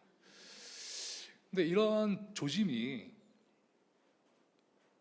보인 거죠. 그리고 그 이후에 이제 지금 이제 시간이 지나서 정확하게 제가 지금 말씀을 못 드립니다만은 시계열로 보면은 그래서 이 전쟁 분위기를 계속 연출하는 걸 보면서 위험하다고 생각을 했죠. 동시에 우리들을 사찰하기 시작했어요. 사찰할 때 사찰하는 그 정보원을 대학생들이 잡았어. 그 지금 이제 문제가 되는 거예요. 지금도. 근데 그때 처음에는 뭐 이런 걸 하나? 그래서 제가 화장실 가는 것도 다 찍어갖고 사찰할 정보가 있어요. 근데 그걸 한 자는 저를 전담한 게 아니고 저를 전담한 자가 내가 없어졌으니까 어디 갔어? 그러니까 거기 있어. 이렇게 대답한 내용으로 그 사찰 내용이 나와요. 근데 흥미로운 건 이거를 대학생들이 이 첩보를 정보를 잡거든요. 근데 이 젊은 애들이니까 우리 같았으면 잘 못했을 거예요. 근데 젊은 애들은 전화기 있잖아요. 못해서 딱 되면 정보가 이렇게 이동하잖아요. 그 시스템을 알아. 그래서 바로 이걸 잡아낸 거예요. 그래서 우리가 고발도 하고 그랬죠. 근데 그때 우리가 판단한 게 뭐냐 하면 이거는 분명히 계엄을 위한 준비 과정이라고 판단했어요. 근데 그게 맞았던 거죠. 왜냐하면 이렇게 해서 종북 좌파 단체로 딱 몰고 숙청하고 말하자면 처단하고 할 준비를 다 했던 거죠. 그러니까 그거는 단순히 사찰로 끝나는 게 아니라 이런 준비가 하나씩 됐다는 걸 판단한 거죠. 그리고 드론도 있었잖아요. 중간중간에. 이걸 그냥 놓치지 않은 거죠. 이걸 다 종합해서 우리가 조직적으로 토론하고 이 토론하는 과정에서 이건 대단히 위험할 것이다 라고 봤고 그래서 저희들이 실제 현장에서 경고했고 논평과 서명을 통해서 꾸준히 얘기했고 그런데 당시 언론은 귀뚱도 듣지 않았죠. 근데 참여한 사람은 다 알아요. 이게 그 전에 우리가 계속 이걸 강조했다는 것을. 그래서 전쟁 계엄을 할 것이다. 근데 여러분 이번에 보면 다 드러났잖아요. 전쟁을 직접 하려고 그랬잖아요. 얼마나 무서운 일입니까? 전쟁을 불사했던 거죠. 그래서 그런 것은 이제 정세 판단에 있어서 과거의 역사적 판단 또 현재의 정치사회 구조에 대한 판단까지 아울러서 결합시키면 나오는 답이죠. 정보가 꼭 있어야 되는 건 아니죠. 저의 경우는 이제 정보가 있으니까 그렇게 한 거고 차이가 있죠. 우리 정보가 접근이 안 되는 거죠. 하나 징후를 보는 거죠. 그 징후를 보는 힘은 굉장히 중요합니다. 그다음에 두 번째는 군공항 문제인데 미군의 문제. 이거는 이런 거죠. 문제의식이 이렇게 필요해요. 이번에도 보면 한미 군사합동훈련 축소했잖아요. 그래서 끝났잖아요. 20일날 끝나잖아요. 근데 이거 그 과정은 사실 황당한 거예요. 왜냐하면 일방 통고한 거잖아요. 그렇죠? 그럼 상호주의라는 차원에서 보면 우리도 일방 통고할 수 있는 거예요. 그렇죠? 그러니까 안 했어. 그 다음에 전시작전권 문제도 한번 생각을 해보세요. 전시작전권은 협상 대상이 아니에요. 왜? 주권은 협상 대상이 아닙니다. 맞죠? 절대로 협상 대상이 되면 안 돼요. 이 나라의 대통령은 군 통수권자지만은 실질적으로 아니잖아요. 그럼 어떻게 해야 됩니까? 우리가 일방 선언하면 돼요. 전시작전은 이때부터 작동하겠다. 끝이에요. 그 다음에 기술적 실무 논의는 마무리 짓겠다. 그럼 끝나는 거예요, 사실은. 그런 자세가 있어야 되는 거죠. 광주의 군공항 주둔하고 있잖아요. 그런데 미국의 동북아 정책 속에서 그거는 군사적 영구권이 있다고 주장하는 거죠. 근데 그건 누구 땅입니까? 우리 땅이잖아요. 그렇죠? 그럼 어떻게 됩니까? 일방적으로 퇴거 통보를 해야 되는 거죠. 원래는. 논의는 협상이 아니라 실무 논의를 해야 되는 거죠. 그게 주권 국가의 자세죠. 근데 저는 이제 걱정하는 게 하나 있어요. 뭐냐 하면 저렇게 우리가 들고 나니까 이제 겉으로 얘기하기가 이제 어려워진 거죠. 미국도. 근데 조선일보 사설 어저께 그게 대대적으로 크게 났어요. 우리가 했던 일, 호남의 이 일. 그만큼 위협을 느끼는 거죠. 근데 이거를 제대로 잘 처리를 못하면 미국은 그거를 내주는 대신에 다른 걸 또 요구할 거예요. 더 큰 걸 요구할 수도 있죠. 그거를 우리가 눈여겨보고 질문하고 답하게 만들어야 돼요. 정치인들한테도 요구해야 돼요. 미국이 지금 뭘 요구하고 있느냐? 공개해라. 얘기해야 되죠. 굉장히 중요한 겁니다. 근데 이건 뭐 국방사안이고 어쩌고 웃기지 마. 우리 주권사안이야. 이렇게 얘기해야 되죠. 그래서 이런 것들은 지금 보면은 여러분 러일 전쟁 하기 전에 제1차 한일 의정서를 만들어요. 그 의정서의 내용과 현재의 한미 군사동맹 방위조약의 내용이 그렇게 다르지 않아요. 어떤 거냐면 미국이 원하는 건 유사시 언제든지 기지를 만들 수 있다예요. 참 무섭죠? 그렇게 되어 있어. 기가 막힌 거죠. 러일 전쟁의 한일 의정서도 그렇게 되어 있어요. 한미 상호 방위 조약의 모델은 그겁니다. 근데 지금 보면은 어떻게 되어 있습니까? regional 뭐더라? 최근에 나온 그 언어인데 이 권역 maintenance hub 그렇지. 그 regional maintenance hub RHB라고 해서 이 우리 한반도 남쪽만 아니라 동아시아 전체에 대한 말하자면 보급 체계망을 확대시키는 작전이 나왔어요. 무서운 거죠. 그래 일본하고 군사 훈련을 하잖아요. 한미일 체제를 지휘하는 거잖아요. 그 지휘는 전쟁 준비잖아요. 그러니까는 뭘 어느 정도 요구하느냐의 문제가 아니라 전쟁 시스템 속에 갇혀지고 있는 거죠. 근데 이번에 트럼프가 이제 김정은하고의 이런 얘기를 하기 위한 단계적 절차를 하고 있는데 이게 기만책인지 아니면 정말 그렇게 하고자 하는지는 지켜봐야 되는 거죠. 근데 그 대답을 얘기하자면 그래서 지난 80년 동안에 미국이 이 땅에 해왔던 역할을 가지고 판단해야 되는 거죠. 정보도 필요하지만 광주가 그렇던 거 아니에요? 5.18에 그런 거잖아요. 그래서 지금 이른바 5.68 세대들한테 제가 좀 뭐라고 하긴 하는데 뭐냐 하면 그 세대가 광주의 진상을 요구하고 미국의 책임을 물었던 세대예요. 근데 지금 정신이 됐어? 근데 이 세대가 얘기를 안 해. 그렇죠? 안 하잖아. 안 되는 거죠.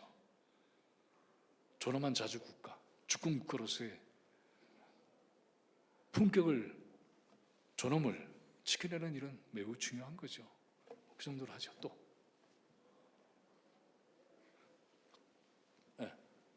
또 다른 질문 있으신가요? 네.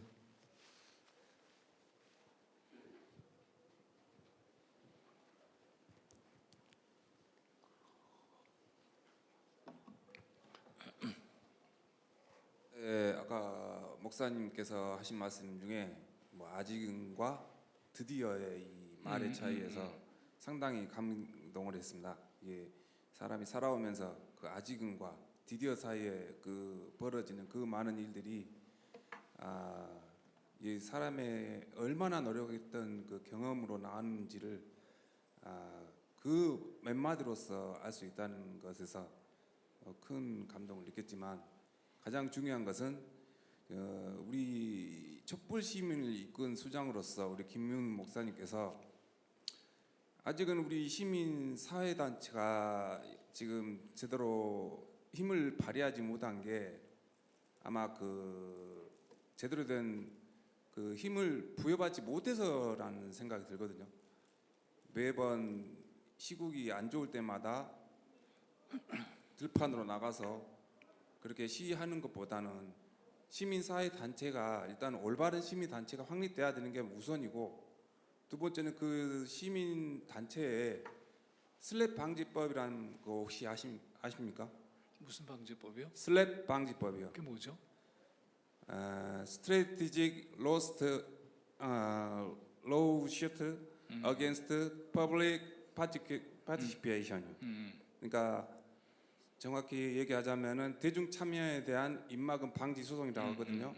그러니까 언론이나 시민단체의 어떤 권력이나 자본의 힘으로써 예를 들어서 뭐 법조계 그 있지 않습니까? 그 큰 법을 그 움직이는 사람들, 그런 사람들 통해서 이제 그 사람들을 이제 소송을 해서 입막음을 시키는 거죠. 그래서 그런 사람들이 대중의 참여를 못하게, 사회에 참여를 못하게 하는 것을 막기 위한 그 질문을 이렇게 좀 압축해서 해주실래요? 예, 입막음 방지 소송법을 그 시민 단체에게 부여하게끔 노력해보는 게, 시민 연대 통해서 노력해보는 게 어떠냐. 매번 들판에 나가서 희생을 강요당하는 이 시민들을 생각해서라도 시민 단체가 그것을 먼저 받아들이고 시민을 대신해서, 뭐 제가 이걸 국회의원들한테도 물어봤어요. 이걸 입법해 주라. 힘들다 하더라고요. 왜? 자기들의 권력을 지키기 위해서. 그래서 김민우 목사님께서는 그것은 이제 뭐 동생분이 뭐 김민석 당대표이신 것도 알고 계시는데 당대표한테도 한번 얘기해 보시라고 제가 말씀드리는 겁니다. 여러분이 하세요. 그게 힘이죠. 두 가지 정리를 해볼게요. 시위와 집회 행동은 굉장히 중요해요. 그거 안 하는 것과 하는 것은 하늘과 땅 차이입니다. 만약에 문제가 되고 있는 국회의원 사무실 앞에 가서 진치고 농성하고 행동해 보세요. 그거 간단한 거 아니죠? 겪는 입장에서는 이거 정말 엄청나게 어려운 일이에요. 반드시 해야 합니다. 한국 사회에서 이른바 진보적인 지식인들이 많이 소멸됐는데, 저는 그 진보적인 지식인들의 문제 하나를 절감하고 있어요. 투쟁 현장에 안 나와요. 그리고 그냥 얘기하는 거죠. 그럼 별로 힘이 안 되고, 그 다음에 현실과 괴리돼요. 그래서 그거는 별로 마땅하다고 생각하지 않고, 정세관도 올바로 갖추기가 매우 어렵습니다. 그래서 시민단체, 니네 맨날 데모만 해? 이게 얼마나 이게 모욕적인 얘기예요. 나와서 하는 게 쉬워요? 절대로 그렇지 않아요. 굉장히 중요한 겁니다. 근데 그거를 이제 모욕적으로 만들어서 니네는 그렇게 많은 놈들이잖아라고 폄하시키고 그 위상을 쫄아들게 만드는 거죠. 그건 음모예요. 받아쳐야 돼요. 그래서 그건 굉장히 중요하다고 보고요. 그다음에 이제 언론 교육이 매우 중요합니다. 이게 왜 이렇게 되느냐 하는 건 언론의 문제예요. 그거 주목하지 않고 얘기하지 않거든요. 시민사회의 투쟁을 부각시키지 않잖아요. 그러니까 이거 잘 모르잖아요. 윤석열이가 내란 계엄할 때 그랬고 최후 진출할 때도 그랬어요. 이 두 가지를 딱 얘기했어요. 날짜까지 얘기했어요. 100m를 안 되는 촛불행동밖에 없어요. 근데 언론이 이거 촛불행동 건드렸네? 얘기했네? 한마디도 안 했잖아요. 기존의 정치권의 움직임으로 모든 걸 해라는 것처럼 만들었잖아요. 그건 아니잖아요. 이게 부각되고 부상되는 건 무서운 일이지. 왜? 대중의 힘이니까. 그거는 축소시켜야죠. 이게 언론들의 계략이죠. 근데 무한 타임즈가 있지 않습니까? 이 타임즈에 우리 발행인 선생님 어디 계시죠? 어디 계신가? 네? 무한 타임즈의 발행인 선생님 어디 계세요? 저기 박수 좀 부탁드립니다. 얼마나 소중해요. 우리가 그런 언론을 같이 껴안고 기르고 힘이 되게 만들면 바로 그런 것들이 만들어지죠. 법 얘기해 볼까요? 소크라테스가 그 말을 했는지 안 했는지는 모르지만 이런 풍문이 떠돌고 있죠. 여러분, 소크라테스가 법에 대해서 한 얘기 유명한 거 알죠? 뭐죠? 악법도 법이다. 이게 무슨 뜻이죠? 이렇게 얘기하죠. 별 수 없잖아. 그것도 법인데. 그렇게 돼 있죠. 근데 이 관점이 뭘 놓치고 있는 걸까요? 이 관점은 법 앞에 우리를 법의 대상으로만 한정시키는 거예요. 우리는 입법 주체예요. 그래? 악법이야? 그럼 바꾸든지 없애야지. 이렇게 나와야죠. 그렇죠? 근데 악법도 법이야 해서 우리를 짓누르는 거죠. 별 수 없잖아. 악법이라도. 법인데. 그래? 법은 어떻게 만들어지는 건데? 입법 주체가 만드는 건데. 그럼 만들어야지, 새롭게. 그딴 소리 하지 마. 바로 잡아야지. 이렇게 되는 거 아니에요? 즉 주권자, 바로 저겁니다. 주권자의 당당함이 그런 걸 변화시키는 거죠. 맨날 우리는 법에 구속당하는 존재 아니에요. 우리가 이 법의 주인이에요. 그래야 세상을 바꾸죠. 네, 또 질문 혹시 있으시면 하고 정리하죠. 네. 시간이 지금 좀 많이 지났는데요. 사실 아까 이제 말씀드린 그 목사님께서 말씀하신 그 뭐 미국과의 관계, 여기 이제 사실은 그 반도체 클러스터, 광주에 오는 반도체 클러스터와 미군의 뭐 역학 관계나 이런 것들은 뭐 따로 질문을 제가 드리고 싶었는데 좀 설명을 해주십사 하고 말씀드리고 싶었는데 뭐 아까 말씀하신 걸로 대체해도 되겠죠? 네. 자, 이제 저 사실 우리 목사님 딱 한 분만, 내가 이 질문 안 하면 오늘 잠도 못 자고 이럴 분 혹시 있습니까? 예. 자, 그러면 우리 목사님 그 긴 시간 이렇게 강연하시느라고 불편한 몸을 이끌고 여기까지 오셨는데 큰 박수 부탁드리겠습니다. 네. 반갑습니다. 자, 그리고 보안 설명 하나만 잠깐 드릴게요. 이 호남의 총궐기로에서 우리가 갔을 때에 그때 정치권에서는 좀 불안해했고 힘들어하는 측면도 있어요. 괜히 이걸로 미국하고 갈등하고 이러는 거 드러내고 싶지 않다. 그건 그렇게 얘기해도 되고 우리는 싸워야 되는 거죠. 안 그러면 협상력을 갖기가 어려워요. 우리 알잖아요. 밑에서 싸우지 않으면 협상력 갖기가 어려워요. 여러분 기억하시죠? 관세 협상할 때 어떻게 했습니까? 광우병 사진 한 장 딱 들이밀었잖아요. 이거 협박한 거잖아요, 사실은. 이런 식으로 해? 그럼 아마 국민들이 가만히 안 있을걸? 그거 없으면 어떻게 될까요? 협상력 가질 수 있을까요? 천만의 말씀. 그래서 그건 그대로 하라 그러고 우리는 우리대로 하면 됩니다. 그 얘기 드리고 싶어요. 우리는 우리의 갈 길을 가면 됩니다. 예. 오늘 정말 고맙습니다. 그 앞에 그 손현수막을 한번 들어보십시오. 목사님, 예, 자 손현수막 한번 들어보실까요? 자, 제가 한번 선창할 테니까 뒤에 세 번 외치도록 하겠습니다. 자, 미국은 호남 반도체 사업 반대 말라, 반대 말라, 반대 말라, 반대 말라. 또 자, 사법 개혁을 완수하고 조이대를 탄핵하자, 탄핵하자, 탄핵하자, 탄핵하자. 예, 당면 아주 매우 주된 이슈를 우리가 구호로 한번 만들어봤습니다. 제가 아까 중요한 분 소개를 두 분을 빠뜨렸습니다. 아까 지금 가셨나요? 죄송하게 됐네요. 전남 목사님이신데 목회를 은퇴하시고 전남 장애인 인권 연구소 이사장을 맡고 계시는데 이극래 목사님 가셨나요? 예. 저 가신 줄 알았습니다. 가장 힘찬 박수 부탁드립니다. 예. 그리고 사실 우리 김민웅 교수님, 목사님, 대표님 무안까지 참 모시기 힘들어요. 근데 이 자리에 모시고 오는데 큰 그 역할을 해주신 분들이 있습니다. 사실 김민웅 목사님이 일본에서 태어나시고 한국 외국어대학교 나오시고 또 미국에서 신학대학 또 경제학 박사를 하셨잖아요. 근데 요즘에 광화문을 지키고 서초동을 지키는 중요한 세력이 생겼어요. 저 과거에 민주화 운동을 했던 사람들이 각 대학별로 민주동문회라고 운영해서 깃발 들고 나오고 있어요. 근데 1000명에 가까운 800명 이상이 만 원씩 매달 회비를 내는 CMS 회원을 모아낸 한국외국어대학교 김민웅 교수님의 후배 김종찬 회장님이 오늘 목사님 모시고 이 자리까지 왔는데 오늘 무한 강연을 성사시켜준 외민동 회원들 한번 일어나 보시죠. 예, 힘찬 박수 부탁드립니다. 서울에서 여기까지 오셨어요. 네, 예, 감사합니다. 오늘 김민웅 목사님이 아까 그러시더라고요. 야, 외민동 아니었으면 무안까지 안 와. 제가 외대 나왔습니다.